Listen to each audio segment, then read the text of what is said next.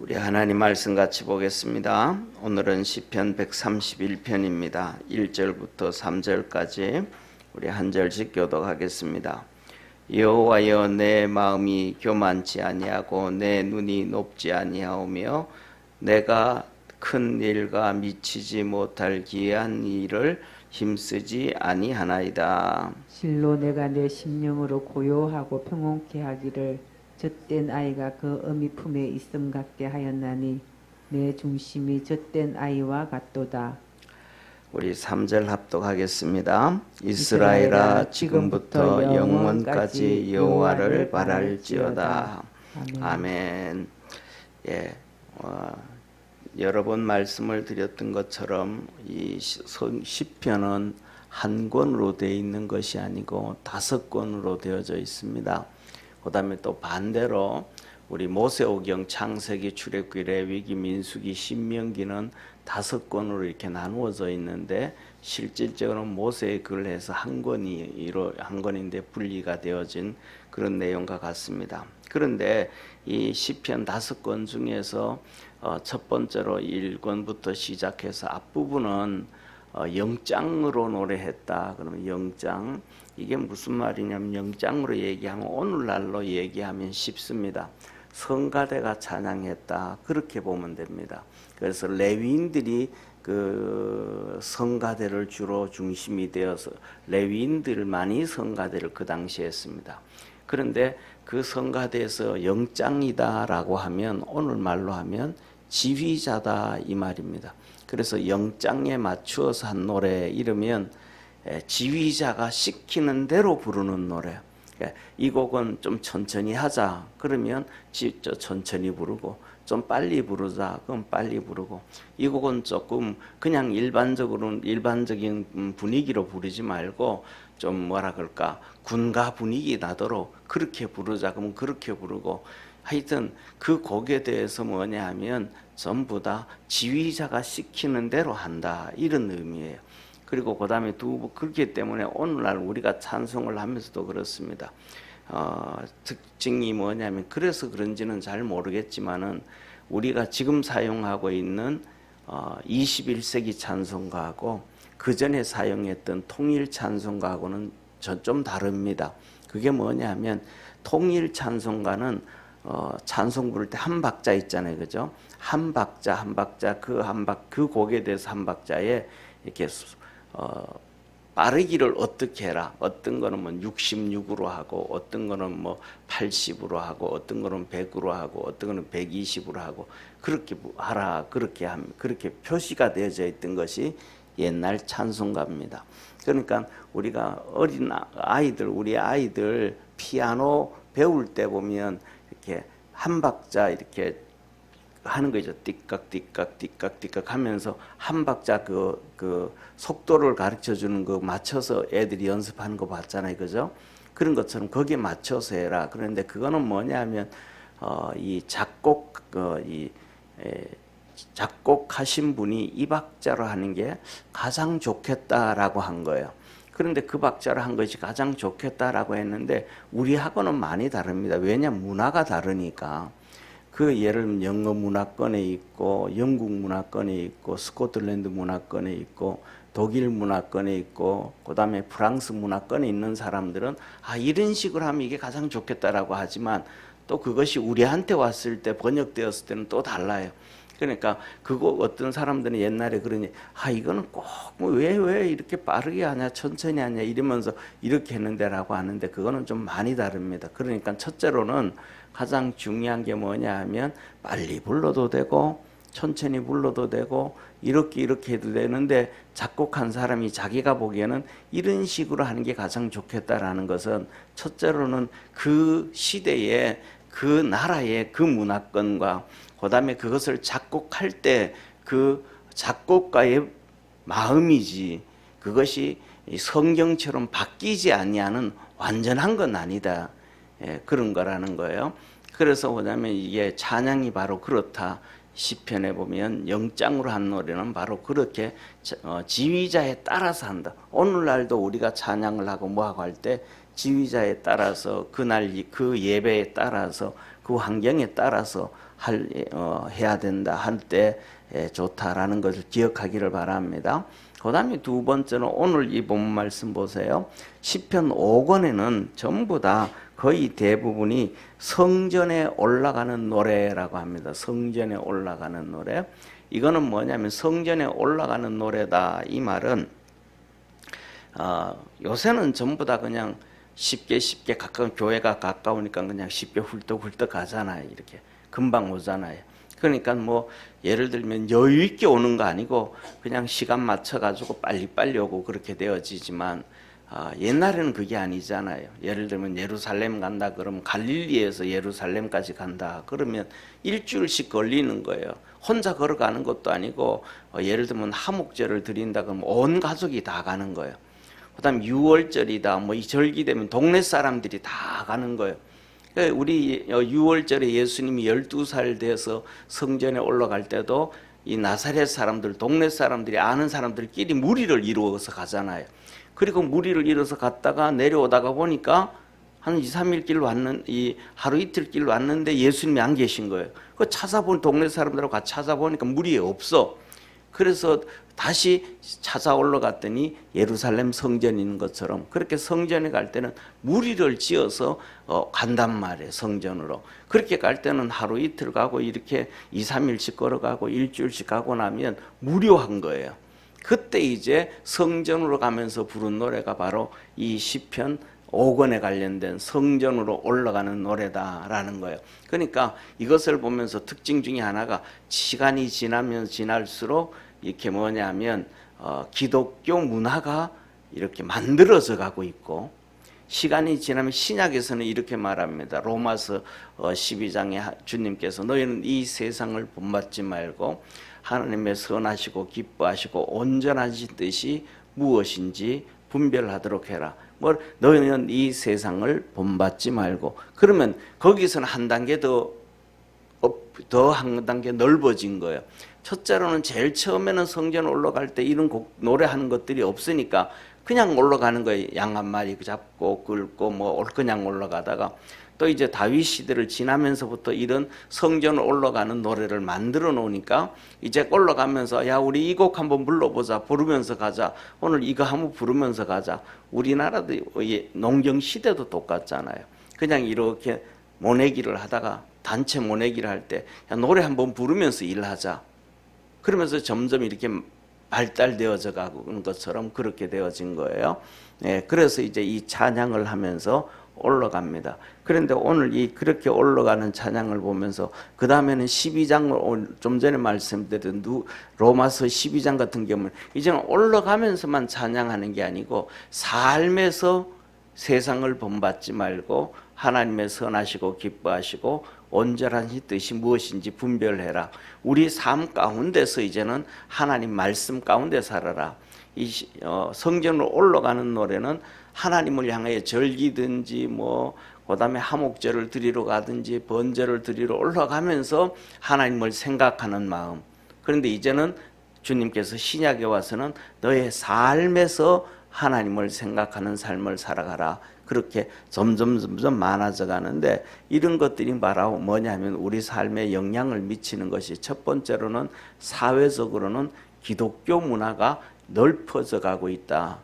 그걸 넓혀가야 된다라는 것이고 두 번째로는 우리의 삶도 평상시 집에서 삶, 직장에서 삶, 교회의 삶이 아니라 점점 변화되어져 가고 성화되어져 가는 삶을 살아야 된다라는 것을 말씀하고 있습니다. 자, 그러면 오늘 첫 번째 여기에 시편 131편에 다윗이 쓴 이 하나님의 말씀인데 이렇게 말해요. 제가 가지고 있는 개역 성경은 여호와여 내 마음이 교만치 아니하고 내 눈이 높지 아니하오며 내가 큰 일과 미치지 못할 기이한 일을 힘쓰지 아니하나이다 라고 했는데 이 말이 참 개역 성경이 좀 많이 어렵습니다. 그런데 여기에서 그 말씀을 여기 보면 21세기 이게 이게 개역 개정판을 보면 이렇게 말합니다. 개역 개정판을 보면 개역 개정판에서는 여호와여 내 마음이 교만하지 아니하고 내 눈이 오만하지 아니하오며 내가 큰 일과 감당치 못할 놀라운 일을 하려고 힘쓰지 아니하나이다 하면서 개혁성경보다가 개혁개정판이 조금 더 이해하기 쉽습니다. 그런데 이 문장을 하나씩 잘라서 이렇게 보면 더 정확한데, 그 말은 이런 말씀입니다. 뭐냐 하면, 내가 첫째로는 내 마음이 교만치 아니하고, 이 말은 내가 이제 교만함을 버렸습니다 이런 거예요. 그전에는 내 속에 뭐가 있었는데? 교만함이 있었다. 교만함. 쉽게 말하면 다윗이 골리앗도 때려잡고, 그 다음에 사자도 때려잡고 곰도 때려잡으면서 이 어릴 때 그렇게 살았잖아요. 그때 자기가 대단한 줄 생각하고 교만한 마음도 있었는데, 이제는 내가 그런 교만한 마음을 버렸습니다. 우리 믿음의 성도들이 첫째, 이 교만한 마음을 스스로 버릴 수 있는 그러한 믿음의 성도가 되기를 축원합니다. 이 교만한 마음을 버릴 수 있는 마음은 예수님께서, 하나님이 이렇게 말씀하시잖아요. 너는 예수 그리스도의 마음을 가지라. 곧 그러면서 하시는 말씀이 그는 죽기까지 복종하셨으니 라고 얘기합니다. 그러니까 죽기까지 복종하셨다, 이 말은 신학적인 용어로 쓸 때는 자기 비하입니다. 자기 자신을 그대로 보는 것도 아니고 자기 자신을 낮추는 거예요. 비하, 낮추는 거예요. 종으로 낮추는 거예요. 그러니까 예수님이 이 땅에 오셨을 때 삼위일체 하나님으로 권능으로 내가 그래도 삼위일체 되시는 하나님, 성부 하나님, 성자 하나님, 성령 하나님 중에 내가 제2위 하나님이신데 이러지 아니하고 오히려 삼위 되어지시는 성령님보다도 더 자신을 낮추는 이 비하의 마음, 이 비하의 마음을 가질 때만이 뭐냐면 진짜 겸손함을 가질 수 있다는 걸 믿으시기를 바랍니다. 그래서 뭐냐면 다윗이 내가 이제 이 교만함을 버렸습니다 그런단 말이에요. 그때 이 다윗이 이렇게 고백을 했는데 진짜 그 마음을 가졌어요. 다윗이 나중에 압살롬이 그 아들이 쿠데타를 일으키잖아요. 그래서 도망을 갑니다. 요압 장군과 함께 그 다음에 가족들이 도망을 가기 시작하는데, 그 비참함이 얼마나 비참한지 성경을 보면 신도 제대로 신지 못하고 도망을 갑니다. 가족들이. 그렇게 도망을 갈 때 바로 그 유다 지파 바로 위에, 예루살렘 바로 위에가 베냐민 지파거든요. 그 베냐민 지파의 사울 왕이 베냐민 지파잖아요. 그러니까 글로 도망을 갈 때에 베냐민 지파에 있던 시므온이 다윗을 향하여 저주를 합니다. 막 저주를 합니다. 그러니까 얼마나 비참해요. 자기 아들이 쿠데타를 일으켜 가지고 쿠데타를 일으켜 가지고 도망을 가는데, 그러니까 쿠데타하고 혁명하고는 다릅니다. 쿠데타는 민주주의 국가에서 민주주의 국가로 바뀌어지고 정권이 바뀌어지는 게 쿠데타입니다. 공산주의 국가에서 공산주의 국가로 이렇게 정권이 바뀌어지는 것, 그렇게 가지고 폭력을 통해 가서 바꿔지는 게 쿠데타입니다. 반대로 혁명이라는 단어는 민주주의 국가에서 공산주의 국가로 체제가 완전히 바뀌어지는 겁니다. 공산주의 국가에서 혁명이 이루어졌다 그러면 민주주의 국가로 그냥 바꿔지는 겁니다. 그러니까 지금도 이란이 엄청 데모하잖아요. 그 이란이 이슬람 국가에서 민주주의 국가로 바뀌어지는 걸 혁명이라고, 그러니까 완전히 바뀌어지는 거예요. 우리말로 하면 전도입니다. 전도. 이게 공산주의에서는, 전도를 공산주의에서는 혁명이라 그럽니다. 이게 전부 기독교에서 나온 용어들이거든요. 그러니까 전도가 되어지면 우리는 마귀의 종에서 하나님의 자녀가 되는 완전 신분이 바뀌어지는 거잖아요. 그러니까 지옥 백성에서 천국 백성이 되어지는, 완전히 바뀌어지는 겁니다. 이걸 놓고 전도를 공산주의에서는 혁명이라 그런 거예요. 그러니까 혁명이라는 단어는 완전히 그렇게 바뀌어지는, 우리나라에서 예를 들어서 혁명적으로 뭐 해야 됩니다 하고 얘기를 하잖아요.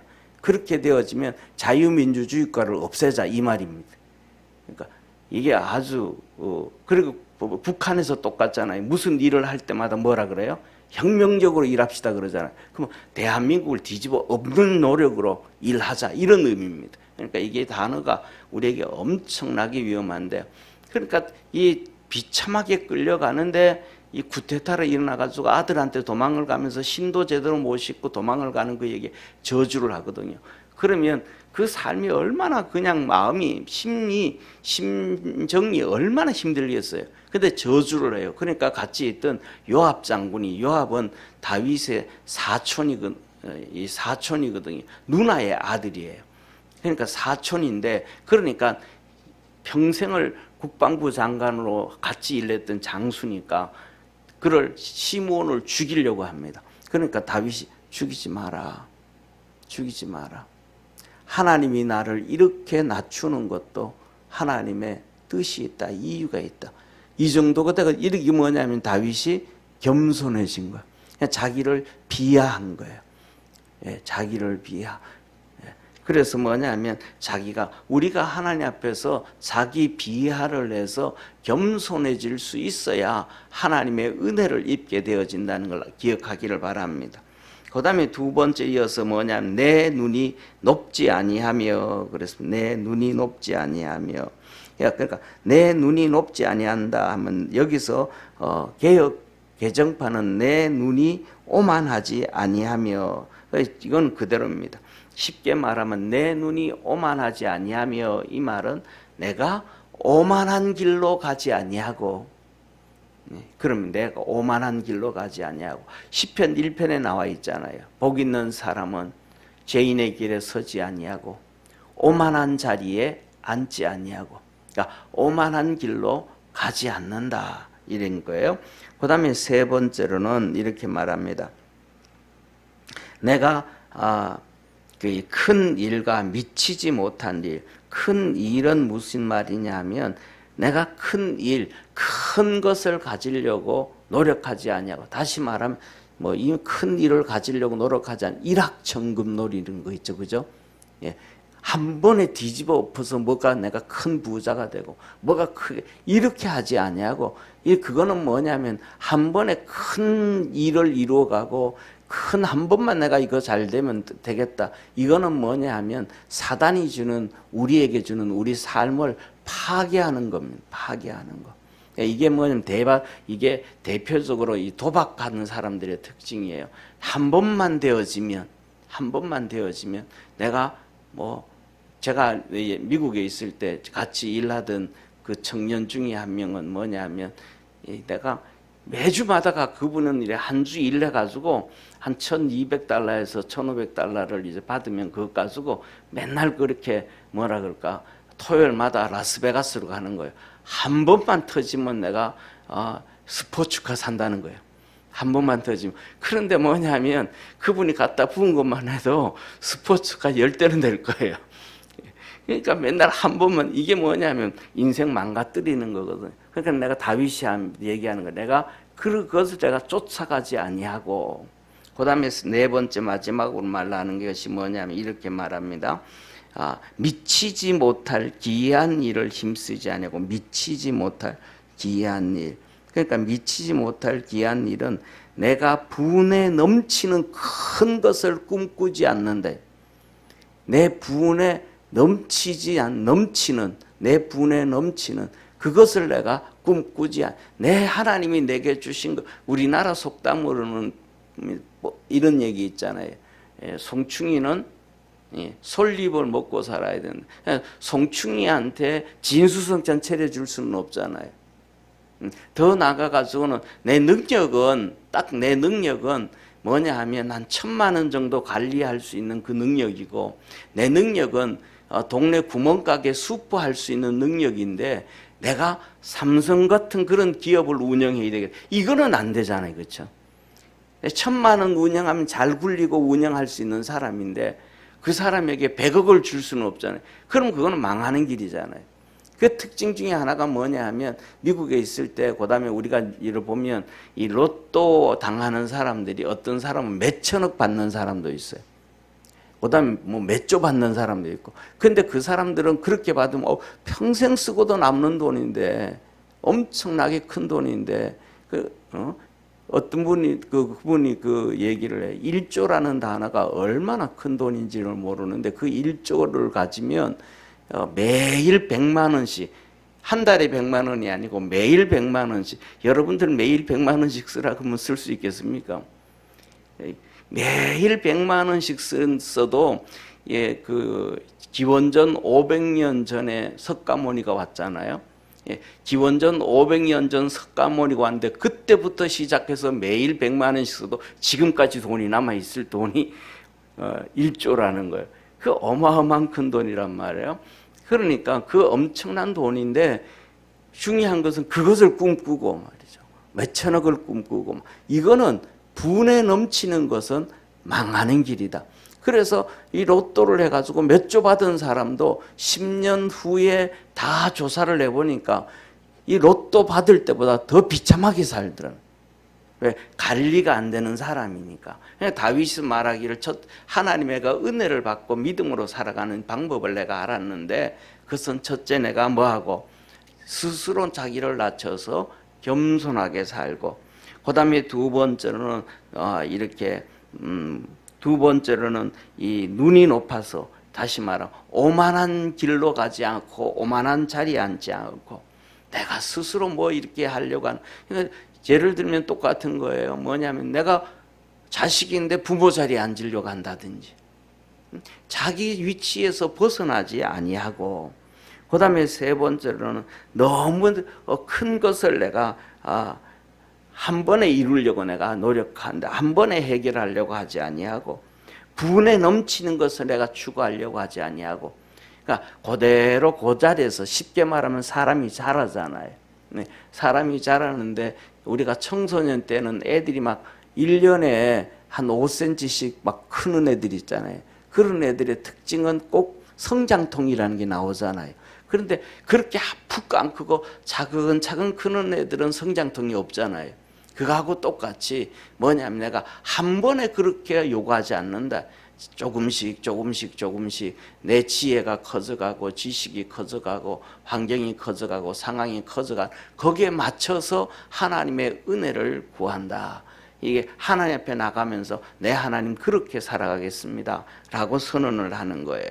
그랬더니 그 다음부터는 뭐가 찾아왔는가? 이렇게 찾아옵니다. 2절 우리 한번 같이 읽습니다. 시작.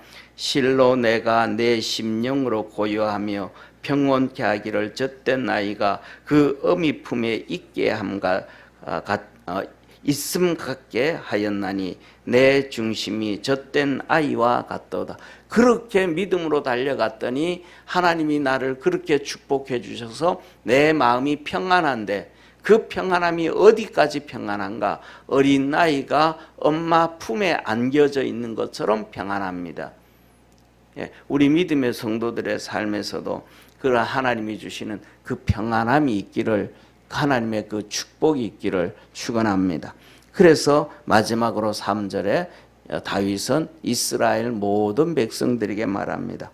이스라엘아, 지금부터 영원까지 여호와를 바라라. 하나님을 바라는데 일확천금도 바라지 말고, 네 분수에 넘치는 것도 바라지 말고, 너 스스로 낮춰서 겸손해지고, 너 스스로 예를 들면 말단 사원인데도 부장을 넘보고 막 그렇게 오만한 자리에 앉지 말고, 밑에 말단 사원인데도 과장처럼 막 그냥 덤벼들고 뭐하고 막 이런, 그러지 말고 자기 자리를 오만한 길을 서지 말고 자리를 지켜서 그렇게 갈 때 진짜 하나님이 주시는 축복이 있고 평안함이 있고 은혜가 있다라고 말씀합니다.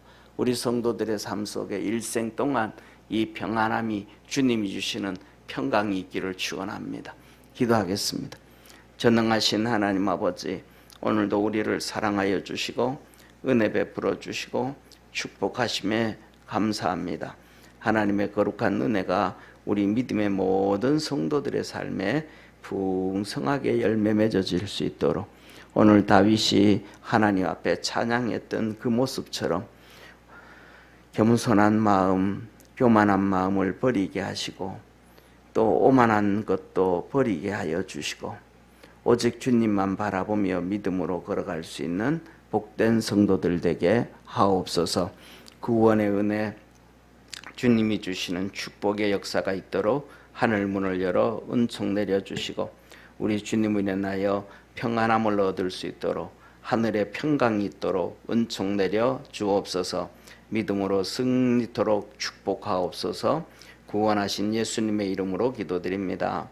아멘. 하늘에 계신 우리 아버지여, 이름이 거룩히 여김을 받으시오며 나라에 임하옵시며 뜻이 하늘에서 이룬 것 같이 땅에서도 이루어지리다. 오늘날 우리에게 일용할 양식을 주옵시고 우리가 우리에게 죄진 자를 사하여 준 것 같이 우리 죄를 사하여 주옵시고 우리를 시험에 들게 하지 마옵시며 다만 악에서 구하옵소서. 대개 나라와 권세와 영광이 아버지께 영원히 싸움나이다. 아멘.